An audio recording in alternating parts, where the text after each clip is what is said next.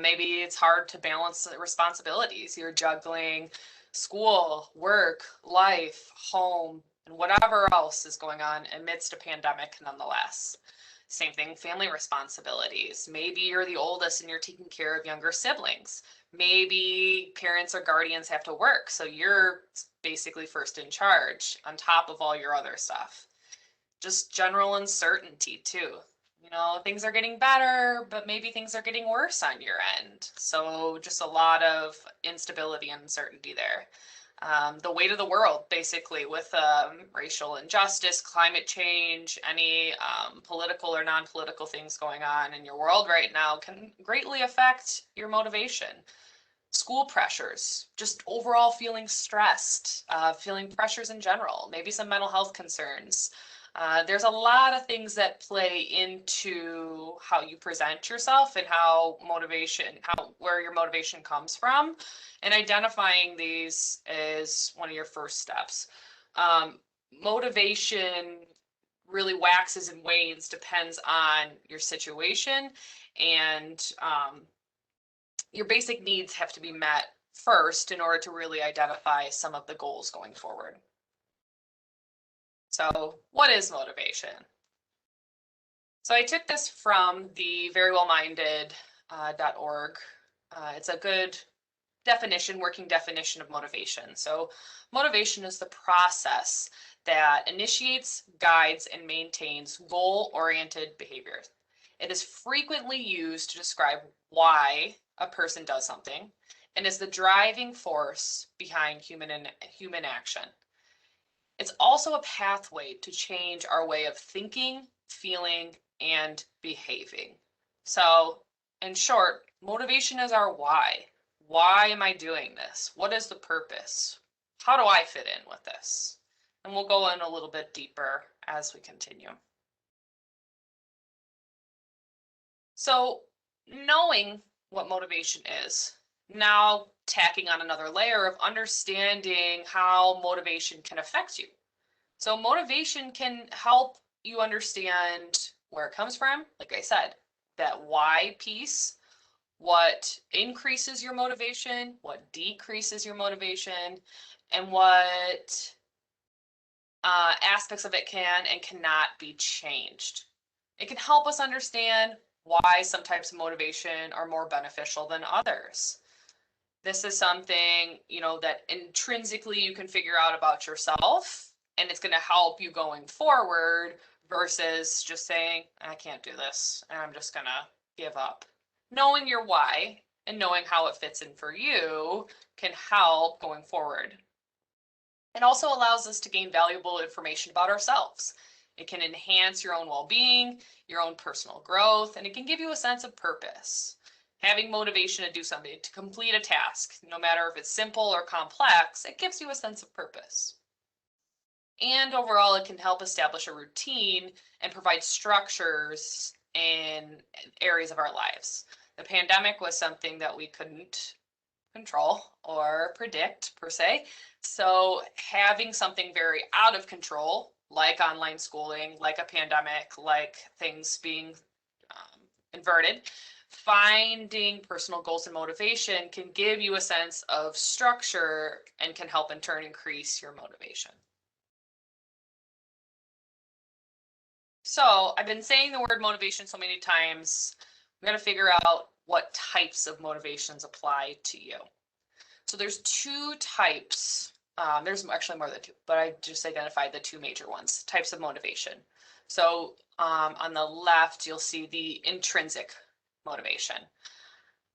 So if you are intrinsic, or if you are internally motivated to do something, you do it because you find it personally rewarding.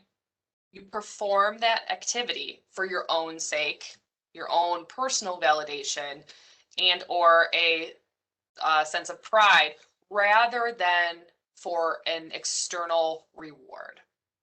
So if you're internally motivated to do something, you are finding that motivation within yourself and performing a task for you, not someone else or not an outside entity. Where if you are extrinsically motivated, you are externally motivated to do something. You do it because you will receive a reward for your behavior. Your performance, or you perform the activity to receive a reward. Anything, it could be monetary, such as like money. It could be tangible or not tangible. Things like grades, external praise, or even status in terms of a job. So I'm curious if you looking at this, feel free, you can go ahead and type it in the chat. Do you find, and we'll stick with school for right now, do you find that you are intrinsically motivated to do well in school? You're doing this because it's important to you, you have that sense of pride, validation, or are you extrinsically motivated to do well in school? You want to get that A because maybe you get a reward at the end of the year.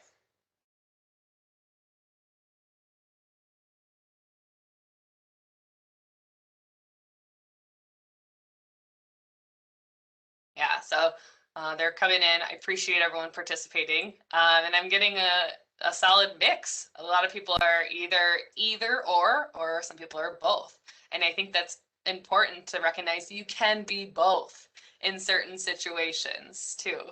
And it also depends. Like I said, I picked school, but maybe if it's a class that I'll throw out like AP US history, right? If you know your grades, okay, I need to do well in APUSH because I want to get that college credit. I want to go on and I want to knock off some of my college classes. I want to be able to not pay as much for college. So that could be a little bit of both. I'm intrinsically motivated to do well because I have that driving factor within me, but I'm also extrinsically motivated because I want to receive that reward at the end, which could be passing, getting that college credit, and moving on. So there's an opportunity for both there, and it really will just kind of depend on the situation. But I appreciate everyone chiming in there. I liked quickly reading those responses. And if you're a visual person like myself, I just picked a little graphic. So again, extrinsically motivated, you're motivated to perform something that has a reward, or in this instance, avoid a punishment too. So two kids playing soccer, one is thinking, oh, I'm going to win first place, first prize. I'm going to, score this goal for that. The other person who is intrinsically motivated is motivated to perform an activity for their own sake or personal reward. Soccer makes me happy. I'm going to keep playing it because I like doing this versus the end result. So moving on to motivation styles. So we know that you can be intrinsically or extrinsically motivated. So now it goes a little bit deeper into what is your own personal motivation style.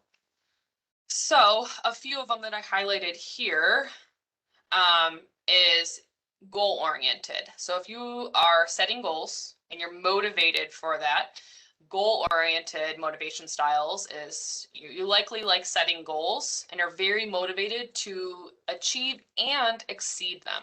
So you likely have a lot of goals in your life, personal, professional, overall life goals. Maybe you make a 5-year plan, maybe you have everything mapped out, but you're constantly setting goals in order to reach them, achieve them, or exceed them. Another motivation style is learning oriented. So this one is you likely learn and you search for knowledge on its own, and you're likely frustrated with tasks that interfere with your own practical style of learning. So with this, it's you want to learn everything that's interesting to you. This could be in a topic itself. Let's say you're very motivated to learn about biology. You want to go into the medical field. So you're doing everything in your power to learn about that specific subject or a specific hobby.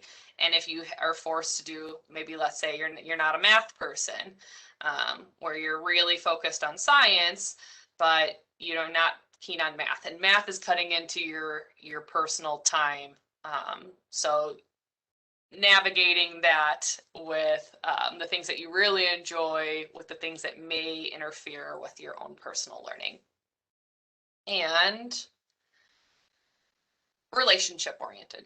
So this one is you're likely need accountability for your motivation, and you do better with people around you that can keep you on track. Sometimes your motivation comes from having people around you motivating you or keeping you accountable. So in a test situation, you find it easy to kind of drift off or not study, but having that extra person either to help you study, or to hold you accountable. Okay, you need to get an A to pass. Okay, that now I'm getting my motivation to help study and achieve the goals that I want through other people around me.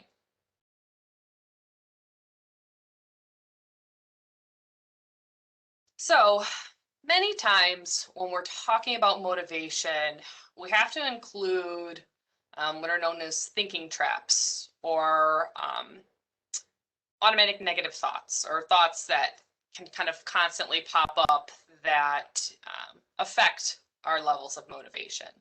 So I've included some of them here. So sometimes a result of our previous experiences will affect our thinking going forward. So the first one I listed is this all or nothing thinking. So these are your extremes, polar opposite ends. So the example is either I do it right or I don't do it at all. So if you're in school and you're on more of that spectrum of, oh man, I either have to do it 100% or, what's the point? I'm not going to do it at all. Those extreme all or nothing thinking can really lead to a decrease in motivation, or a thought process that I can't get over the hurdle to help with things going forward. Another one is accepted helplessness. So deciding there's nothing you can do when maybe everything hasn't been tried, or you just decided to give up instead of trying. So the example is I'll never get better. This one, the accepted helplessness could come as, well, I got a D first quarter, I got a C minus second, and there's no point. I can't get a B in this class. What is the point? I'm just going to fail. So nothing, establishing the accepted helplessness, it's going to really limit, and it's going to ensnare you in this constant cycle of, what's the point? There's no point. But with this, sitting down and thinking about, okay, well, did I try this? Did I try switching up my studying approach? Did I try reaching out to my teacher to see if she'll or he will accept late work? Seeing if there's other opportunities there versus just accepting, well, nothing I can do. Might as well just take the L and move on.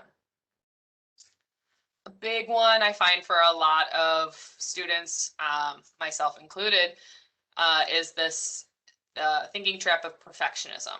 So holding yourself to this very high, almost unreasonable standard, and being unable to tolerate mistakes. So this often leads to beating yourself up even over small errors. So the example is, I need to redo this whole assignment until it's absolutely perfect. You're spending a lot of time with this perfectionism, which also can lead to procrastination even. You can't reach that highest level that you set for yourself, no matter how unrealistic it might be. And in turn, it affects everything that you do. So this one's a huge one. Like I said, myself included, this is the one that I struggle with. And then another one too is overgeneralizing. So seeing a pattern based on a single event, or being overly broad in the conclusions we draw. This happens all the time, where you're using very similar to the all or nothing thinking, but you're using absolutes. I always mess things up. Okay, well, I always turn my stuff in on time, but I always get a bad grade. So what can I do? I can't do anything. Maybe it happened one time, but it doesn't mean that's the pattern that's going to be set going forward. You have the opportunity to see that, recognize these thinking traps, and change the behavior that will help in the event of motivation. I included some do's and don'ts of self-motivation. So self-motivation is exactly as it sounds. Finding the motivation within yourself. You can be motivated, again, intrinsically or extrinsically, but self-motivation, nobody's going to be doing the assignments but you. So you got to find that motivation deep down within yourself. So some of the do's of self-motivation is do identify your why. I've said it a million times now. Identify that why and focus your energy on achieving your goals. Goal setting and motivation go hand in hand. So figuring out my why. If your why is, I want to finish out this semester with a 2.9, I want to pass all my classes, and I want to have a summer off because I need it. That's a why. So figuring out what that next step is, so to achieve those goals. Okay, well, if I have my why is I need to pass because I need a break. Well, my goal will be, I have a D in earth science. I need to figure out what I need to do to make sure that goes up so I can achieve my goals. So setting small goals will help in terms of self-motivation. Another a don't of self-motivation is don't assume that there's nothing you can do. This is one of the thinking traps that I just discussed. Use your resources and ask for help when you need it. Everyone in this building at where I'm at is here to help. They want you to succeed and they want you to finish the semester out strong. Your counselors included, as well as your teachers, parents and guardians, everyone involved. So use your resources. If you know a class does not accept late work, then that should be something to say, all right, I know that I can't accept late work, so I need to figure out what I can do to move forward so that I don't turn in late work, so I don't fail this class. Or ask for help where you need it. Reach out to a friend, reach out to a counselor, reach out to your teachers, reach out to someone that you trust. Ask for help when you need it. I do have a question for you, Ms. Gondai. Yeah. Someone in the chat asked, would self-motivation promote intrinsic motivation? That's a good question. Yes, it very well could. It depends on the situation. So if you are intrinsically motivated to do well for yourself, then yeah, it would work out that way. Good question. So another one too of the do's is do prioritize your assignments, your test, and your exams, and using an organizational method. So I didn't include it in this PowerPoint presentation, but on the counseling or on the Warren Mott page, there is a section for calculating your semester grades to see what your grades will be going forward. So passing, failing, what have you. So prioritizing your assignments, and you know that your exams are going to be worth more, or certain assignments may be weighted heavier. So prioritizing that, but also using some type of organizational method. So things like a planner, a calendar, even sticky notes. And I put in here, I prefer to use something physical because you can cross stuff off when you're done versus if you use something digital and you maybe forget. But that's just my little 2 cents there because I think it helps a little bit more. You find a method that works for you and it's something that you stick with and it's become successful for you. So if you're hip and keen on something digital, go for it. But if you're snoozing the alarms that you're setting to complete an assignment, time to reevaluate, maybe something different. So in addition to using that organizational method, do break things down into smaller chunks to avoid feeling overwhelmed. This is something that's super important. Sometimes when you see, oh my gosh, I have 6 classes, I have to go to work, I need to help my aunt with something, it becomes very overwhelming and it's easy to just separate and say, I'm not going to do any of this because I am too emotionally overwhelmed. Breaking stuff down into smaller tasks or smaller chunks. Making a calendar, if you want to do it by the day, if you want to do it by the week, whatever works. Say, okay, Monday I know I have some time. So I'm going to do my American history. I'm going to do my math. I'm going to do this, that, and the other, and pick out things that you know that you can break down and that you can easily achieve, because that will help that you can see the actual results from breaking stuff down. So if you have a 12-page paper due and that's it, you've been putting it off, start by doing what's easy for you. A page a day, Maybe that could work. Paragraph even, as long as you're getting it done. Breaking it down into what makes sense for you so that you don't end up feeling overwhelmed and just putting it off and not doing well.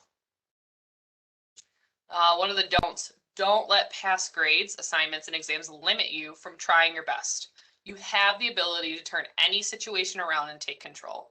You cannot control what's going on around you. You can control how you are reacting to the situation. So if you are consistently saying, oh, I'm bombing everything, I failed this, what's the point? There's no use. You have the opportunity to turn it around. And using, again, some of your resources or some of the organizational tasks will help organize you and give you some motivation to continue on for the rest of the semester.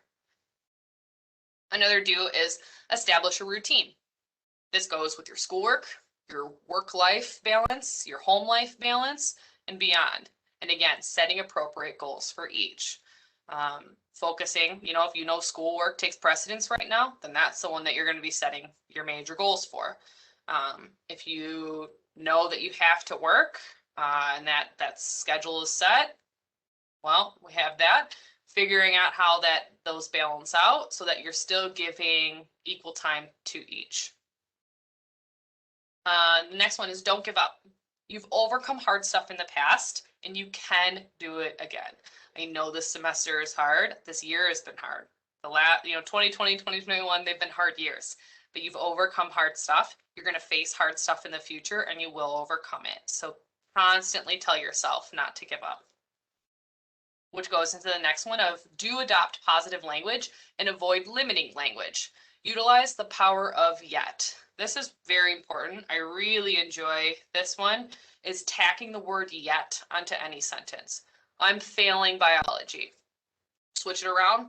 I haven't passed biology yet, right? That gives a positive spin on it. Okay, there's a chance. I have a chance right now. I can switch it around. I can make it something that I can achieve. Instead of slumping down into the negative and succumbing to there's nothing I can do. And the last one, which is extremely hard, but also important, don't procrastinate. Tomorrow is never promised, so do what you can do today, and that way it lends to better stuff in the future. If you're procrastinating, you're just putting stuff off, and it actually is prolonging the inevitable. Not doing something, you're making a choice to not do it. So that is something I struggle with it. It's very hard to do, but recognizing I have time, I need to do this now because I want something in the future. It goes with goal setting. So if you want your weekends to be free and you can relax, and you got to buckle down and you got to do it now versus extending it through the weekend and then everything gets muddled. So it's a hard one, hard pill to swallow, but it goes right along with motivation. This is a big one I get. What if I have no motivation? I have no motivation to do anything. I gave some little things to think about when thinking about no motivation. So again, same one I've been saying is consider the why. When you wake up, oh, I have no motivation to do this. Well, why? So sometimes it's avoidance or it's uncomfortable, right? If you have a really big task coming up, it makes you uncomfortable. Sometimes it's easier to avoid the task and say, okay, well, I don't want to feel uncomfortable, so I'm just not going to do it. Understanding the feeling, like what we said in the beginning, can change that behavior going forward. Okay, I can identify I'm uncomfortable right now. This is a situation I'm just going to have to push through and be uncomfortable because I know it's temporary. So I can continue going forward without just prolonging the inevitable. Sometimes self-doubt. So, oh, I can't do this. Oh, I'm worthless. Oh, there's no point to completing this. Thinking those thinking traps, like what we talked about. Switching that up and identifying your why there. Okay, well, why do I think that I'm worthless? Is there validity to that statement? Do I have the understanding? Or is it just something that I'm placing on myself because it's what I've been told or what I know going forward? Another one is being overextended and burnt out. This one's a huge one. This one again, we're still in a pandemic. There's a lot of stress. Everyone's under stress. Students are under stress. Counselors are under stress. Parents, guardians, teachers, everyone. So understanding if your motivation is coming from overexertion. Okay, did you sign up to do an activity, hang out with your friends, do schoolwork, do tutoring, do a sport, where you have so much on your plate that there is the only reaction of the body is to just shut down. If that being said, reevaluating some of your priorities there. Or recognizing burnout. Okay, I'm very burnt out right now. I need to give myself some time and some grace within reason too, and reevaluate what's going to work best for me. Another one is, with no motivation, is not having clear goals. So when no goals are set, everything becomes overwhelming. It's really hard to have motivation when everything seems in flux. And just mental health in general. Sometimes mental health concerns like depression and anxiety, or other like substance abuse, things like that lends to no motivation. And that would be something to talk with your counselors or a mental health professional with too, to see if they can mitigate some of those for you. Another thing too, to combat no motivation is what's known as acting as if. So it sounds silly, but visualizing the results that you want. So if you're sitting there, you're like, I have no motivation to do this. I can't get through this. This is so hard. Put yourself in a situation where you have the desired outcome. Okay, well, I can visualize that I am sitting down with this test and I am getting a B+. No ifs, ands, or buts. I'm getting a B+. And you're taking the steps in your mind to put that into place and you're speaking it into existence. So visualizing the results will help increase your level of motivation. In addition to challenging those automatic thoughts, like we talked about, those thinking traps. Oh, I can never do this. Well, let's change it around. Let's flip it and say, actually, I can. What if I spoke the opposite? If I'm saying I can't do it, well, let's do the flip side. What if I can? What will it look like if I can do this? And another one too, is again, having some compassion for yourself, giving yourself grace. You're doing school year in a pandemic. It's hard. I know. As a college student, a graduate student in a pandemic, it's hard. I feel you. So, and acknowledge your struggles. Tell someone that you're struggling. You have supports. Find someone that you trust.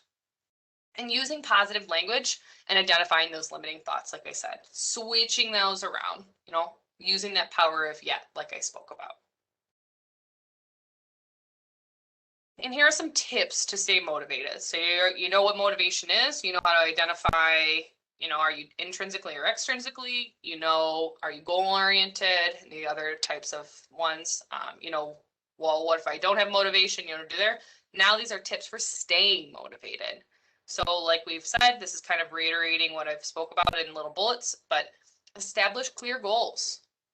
If you were able to attend the counseling presentation earlier in the semester about SMART goals, this is something that is an excellent way to set goals for yourself that are attainable for you. They're time bound. You're able to see them and you're able to get results. So starting small and setting achievable goals for your day, maybe your week, or the rest of the school year. So start off small. So if your goal is, I'm going to get 8 pages of English in today. Awesome. All right. Are you doing that for the day? Perfect. Okay. See where your baseline is. Okay. Well, today I only got 6 pages in. Okay, no worries. Were you engaged the whole time? Were you studying? Were you, doing everything you can? Okay, well, maybe 6 is a good spot. Maybe tomorrow we can shoot for 8. Establishing those clear goals, and you'll be able to reevaluate if needed and even exceed them when you do. And another one is utilizing social supports. So hold yourself accountable for your work, or ask someone you trust to keep you on track. Form a study group. It's going to benefit both parties there. Exams are coming up, in the next week or so. So if you know that the class you're in is a struggle for you, and maybe your really good friend in the class is doing well, see if you can study together. That will help that you're able to understand each other, and it helps to teach the material to others too. But hold yourself accountable. You can do this. You've overcome hard stuff in the past. Another one, like I said, is prioritize. Know when your assignments, tests, and exams are due. If your teacher puts it on Schoology, like I'm sure everyone does, you know that there's that due date bar on the side, or sometimes it's embedded into the Schoology assignments. So using a calendar, using something to say, okay, I got 2 weeks to do this, but I don't want to forget about it, so I got to make sure that I have it written down and prioritize which ones are going to be the ones that you do first, which ones are secondary, and which ones are tertiary for you. Again, using something tangible like a calendar, sticky notes, see what you can accomplish first. Another one is reaching out. Again, if you're struggling with a subject and you can't seem to get ahead, reach out. Start by using your resources like your syllabus, and then reach out to see if your teacher must have got cut off. If you can do any assignments that are missed, or see where you can get some help on other materials. And something like acknowledging your own accomplishments. So giving yourself a quick reward when you accomplish a task. So if you just accomplished something really difficult, you sat down, you got your checklist done, and you completed whatever you needed to do for the day, reward yourself. That could be going for a walk. It could be taking a bath. It could be scrolling on social media within reason. That can end up in, you could be doing that for hours. So giving something that's going to match the accomplishment that you did. So if you set that goal for the end of the year, I'm going to graduate, I'm going to do this, I'm going to do that, then give yourself that bigger reward. But if you've done something small, maybe it's an ice cream, maybe it's a walk, maybe it's visiting your friends. Having that reward mirror the accomplishment that you just did. And lastly, if you're still struggling and this whole presentation was for naught, talk to your counselor. So if you still need help, you can contact myself, you can contact Mr. Lonnie, Ms. West, Mr. Kolpak, Ms. Rotula via Schoology or on the Warren Mott Counseling website. So we are here to help. And remember, when your motivation starts to decrease, identify your why and find what works for you.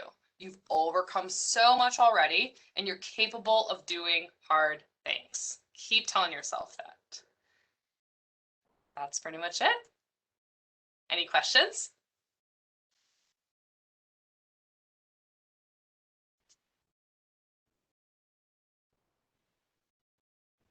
You can feel free, you can type them in the chat. I know Mr. Lonnie is looking at the chat. Some folks might be writing in their chat right now, and keep those questions coming in. But I wanted to say, Ms. Gondik, it was a great presentation. Really learned a lot. We have been recording the presentation, and I just want to let everyone know we'll be posting it on the counseling website a little later today in case you want to maybe pass it along to someone else. I also want to remind everyone, we kind of ended on find what works for you. I encourage you to think back to yourself and say, and ask yourself, did you ever have motivation in the past? In the past, you might have been really motivated for something. If you can remember that and think what it was like and what that feeling was like, kind of, that can kind of help you get into, that can help you be motivated right now. You can think about the things you did when you were motivated, and you can repeat those actions. And it can even kind of get you out of that slump as well, reminding yourself that you do have the power to be motivated and to accomplish things, because you have in the past. I see students right now that have passed all their classes, grades 9, 10, and 11, and right now they are failing things. But I want to remind them that you did a lot of work in 9th, 10th, and 11th grade, and you do have the ability to do that again. I do have a comment, kind of a question, Ms. Gondek. A student mentioned that they were a little motivated at the start of the year, but it's been slowly like fading away. Is there a do you have any suggestions for someone? Yeah, so it's going to depend on your situation. So exactly like what Mr. Alani was just mentioning. So if you were motivated in the start of the year and then you found it really waxed or waned throughout, excuse me, the rest of the year, figuring out, okay, well, when did it start decreasing? Or am I doing something that is decreasing my motivation? Maybe it's I'm not telling someone that I need help right now, or I'm feeling very overwhelmed. Sometimes identifying it's a little difficult, but identifying the feeling that you're feeling right now will lend to the more rational part of, okay, now I'm feeling overwhelmed. Now, why am I feeling overwhelmed? Well, I'm feeling overwhelmed because A, B, and C. It's a little bit of personal digging on your part and understanding who you are as a person. But again, it could be a myriad of things. So figuring out who you can reach out to if you're still struggling, and who can be that person that will help you through when you are finding that it's waning, and then reestablishing something. So if you know now, okay, well, I identified now that my motivation has been waning. That's something that's a huge first step. What can I put into place now in this immediate moment that will help increase my motivation to complete whatever you want to do going forward? I'm going to throw in a suggestion also, and this is a hard one, and I know there we have like 60 students here, and I know 50 of you are going to say, "No way, Mr. Lenny." Um, I find that often our motivation slumps when we're alone, when we're by ourselves, or when we're trying to do too much on our own. Often, if we could just add another person with us.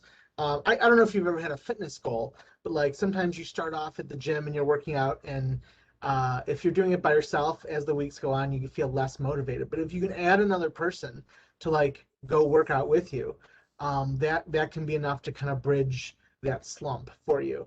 Same with studying or schoolwork. If you can check in with another person, might be enough to get you through by adding another person. It can be someone in your household or someone outside of your house, like a friend.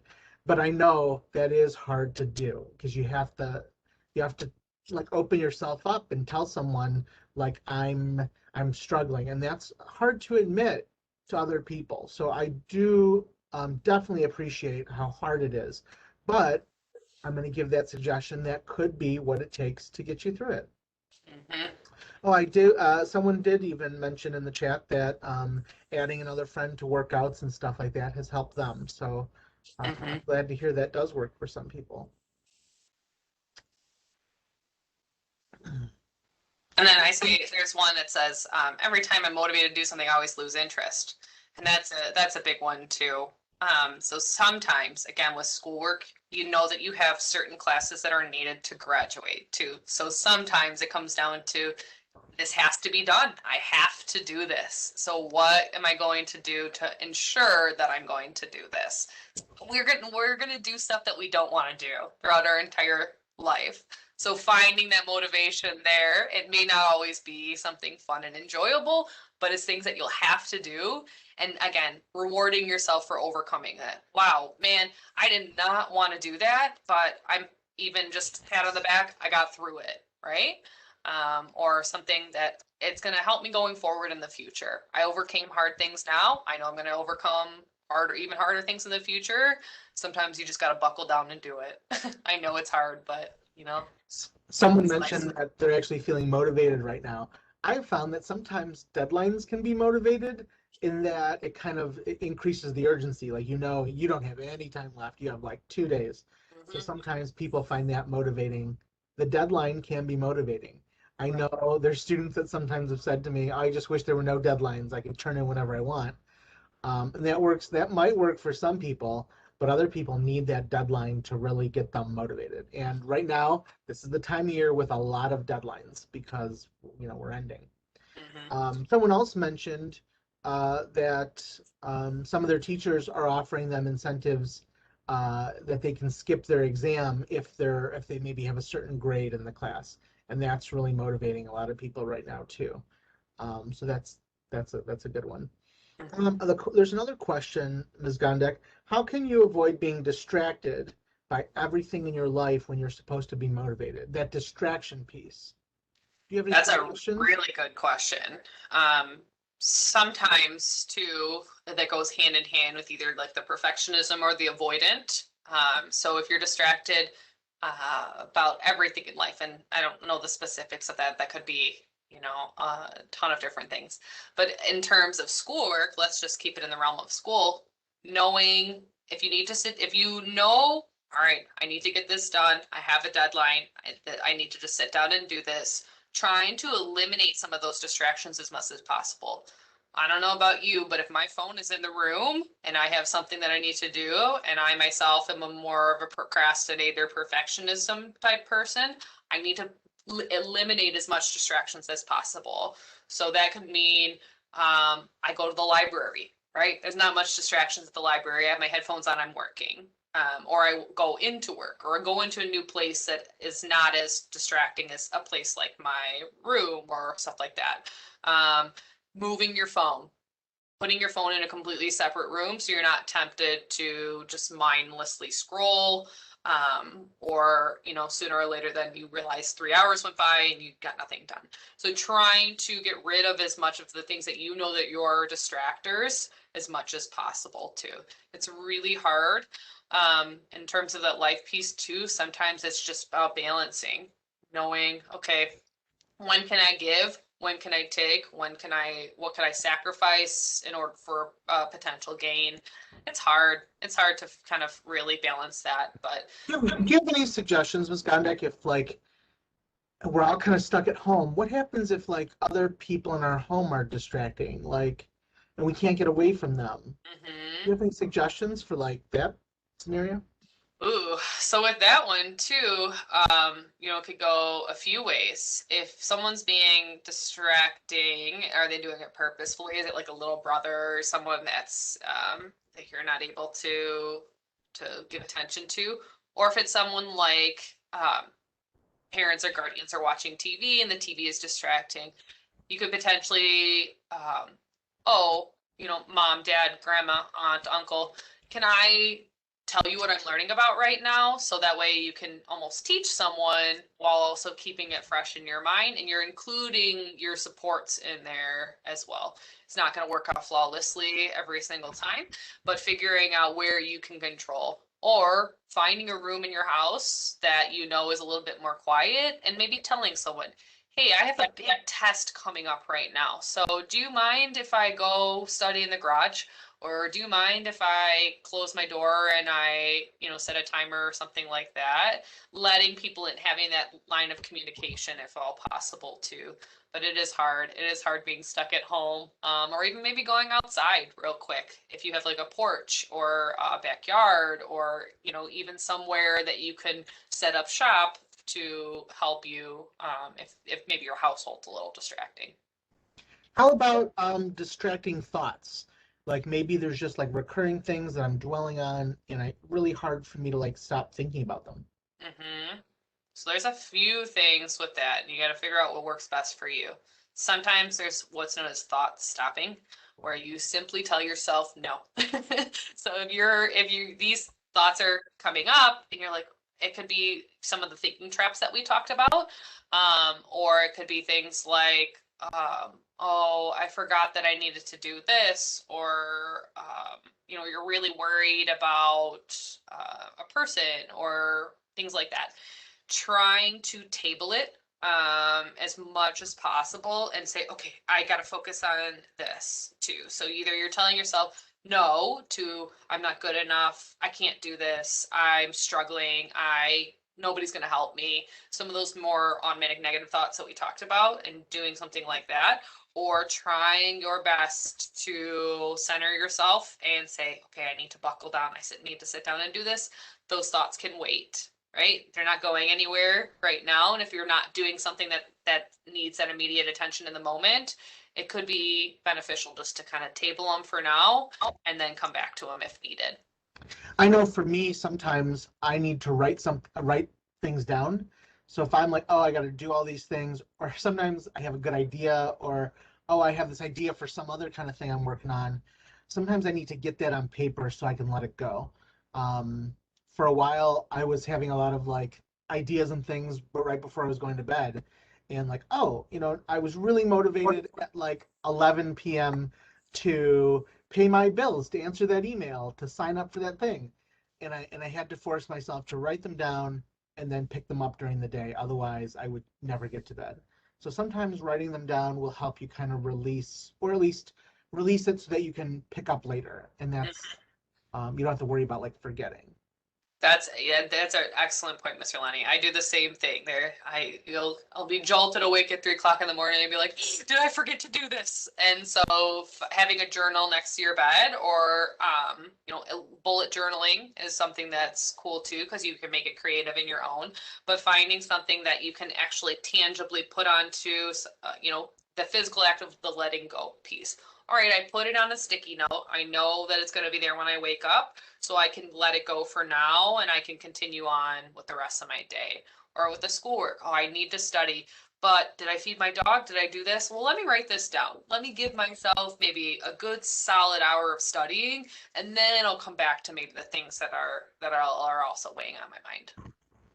Someone mentioned music, and I've always had a lot of experience this as a teacher. I used a lot of music in my classroom, and the point is that I wanted to make is music can do different things. There is some music that can be relaxing and can kind of fill the silence and can kind of help out.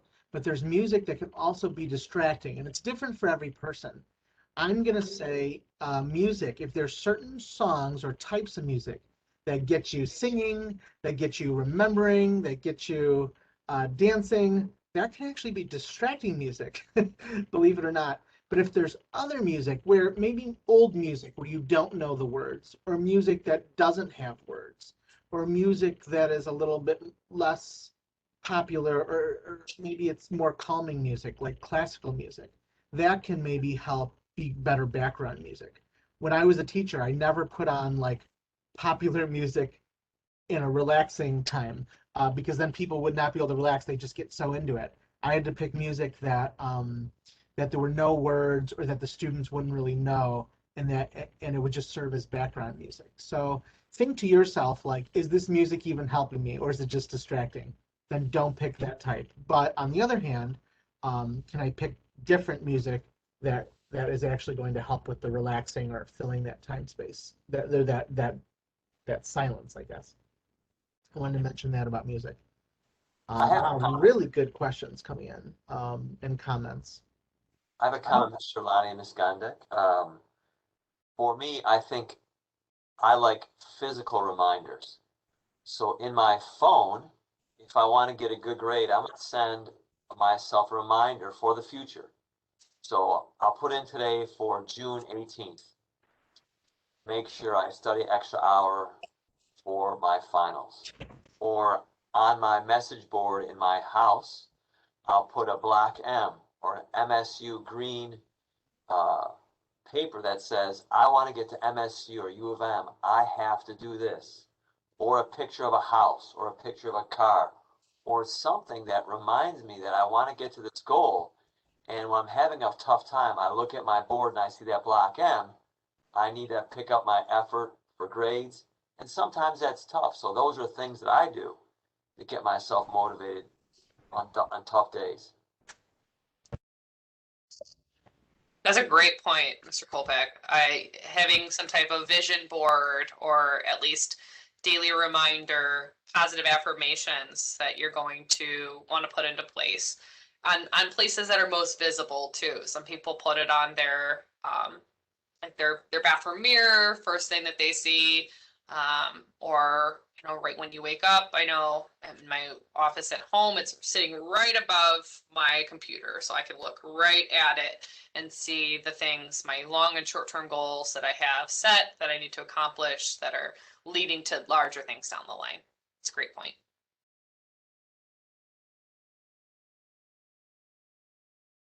There's a question that says, what if you don't want to feel the motivation? That's a hard one too.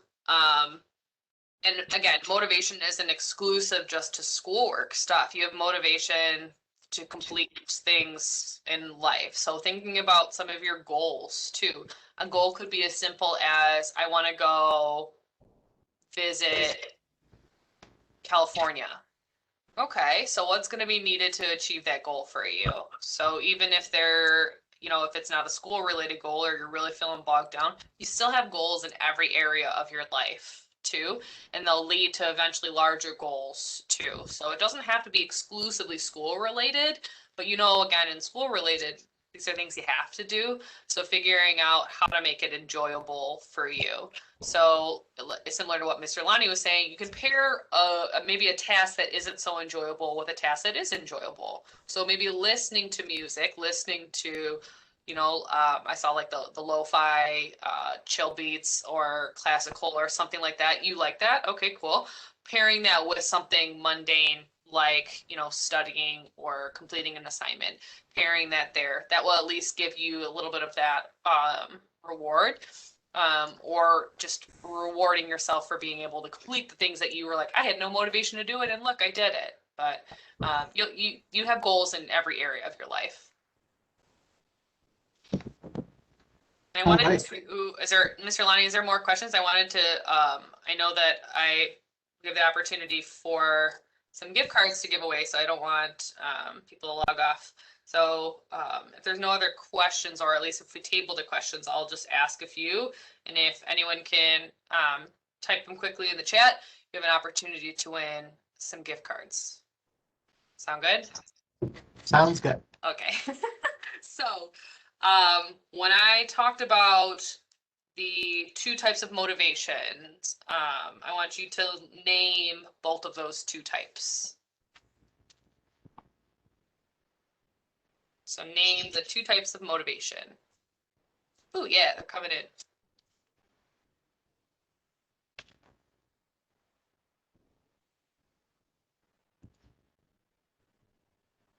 Yes. Awesome. Yeah, so extrinsic and intrinsic types of motivation too. A lot of people got them. I don't know who technically got it first because it's scrolling too fast for me. So it looks like Adiba got this one first. Cool. So Adiba does get a prize. Adiba Rahman will be giving you a prize. Nice. Excellent. So name 2 out of the 3 motivation styles.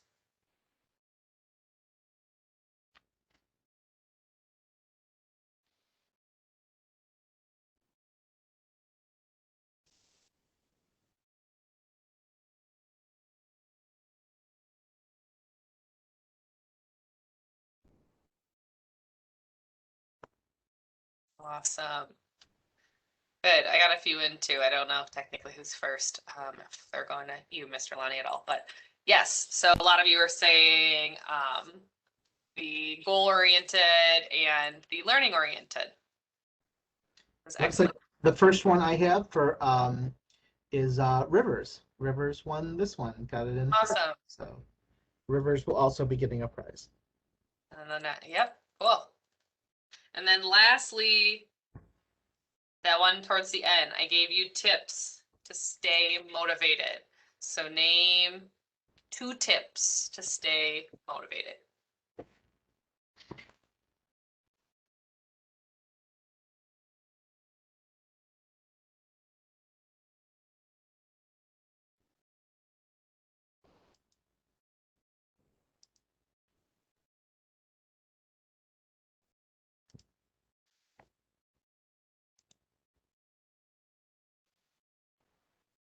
Awesome.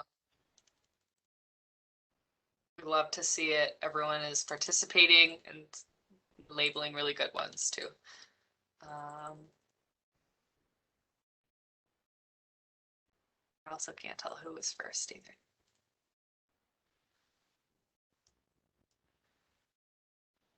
Looks like I think I have Brian. Yep, I think it's Brian with prioritizing and reaching out.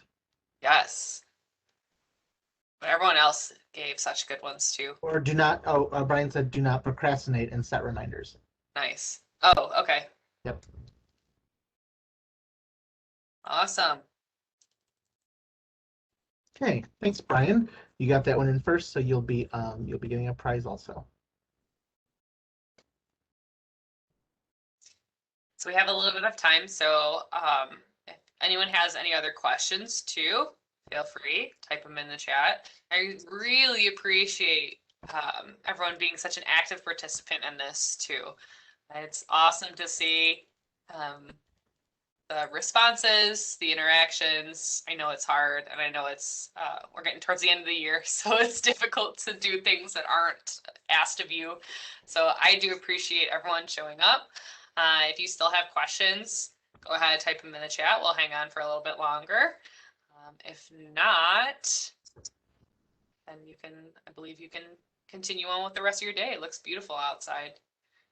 I did want to add in, I know some of you, your teachers offered some like extra credit. We'll be printing off the list of participants and sending it out to the teachers who request it. So we have that, don't worry. There were a couple of you who had some questions, and I mentioned we'll be following up with you after. We'll probably be sending you a message on Schoology to follow up with you. So look out for that. And those of you that got some prizes, we'll be sending those out to you. If you're in school, we'll be getting them to you, and if you're a virtual student, we'll be mailing them home. If that's it, then you have a good rest of your day, and we will see you soon. Thank you for coming.